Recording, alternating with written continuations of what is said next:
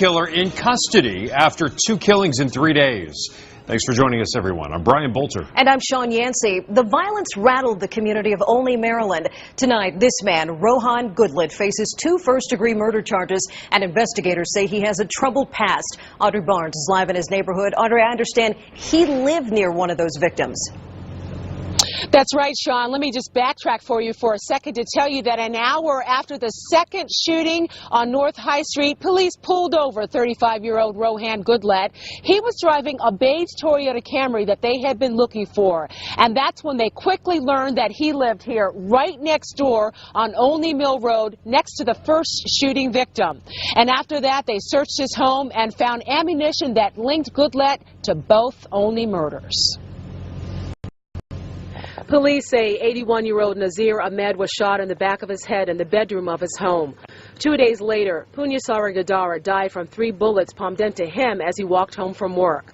Bullets from both murders matched ammunition found at the home of this man, 35-year-old Rohan Jerome Goodlett, who lives right next door to the first shooting victim. Goodlett was arrested within an hour of the second killing after officers spotted him driving a car seen leaving High Street.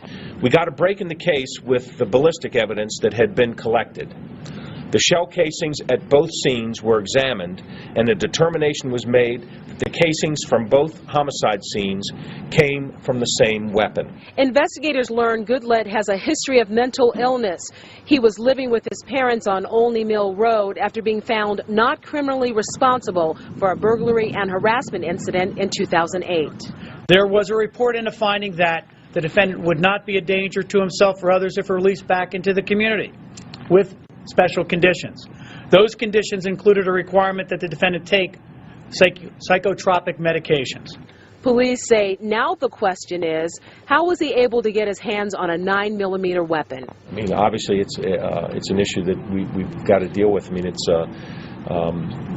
there's lots of issues in terms of folks making straw purchases and giving guns to folks that shouldn't otherwise have them. Gadara's uncle says the family is relieved there's been an arrest. I am really happy that at least they got him.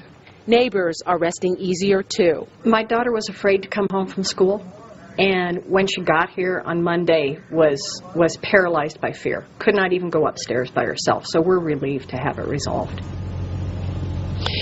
When Goodlett was released back in 2008, one of the 17 conditions that were put in place was that he be supervised by the Department of Health and Mental Hygiene. At this afternoon's press conference, the sheriff and state's attorney could not say whether or not that supervision was taking place or how often. I want to also tell you that when police pulled Goodlett over, they found marijuana in his car, so he's now facing drug possession charges and 2 counts of first-degree murder. Sean? Hey, Audrey, since we've now learned that Goodlett lived in the same neighborhood as the victims, what are the neighbors saying? The neighbor right across the street says she's lived here for 8 years and that the Goodlett family, she describes them as good people. They said that Rohan Goodlett would actually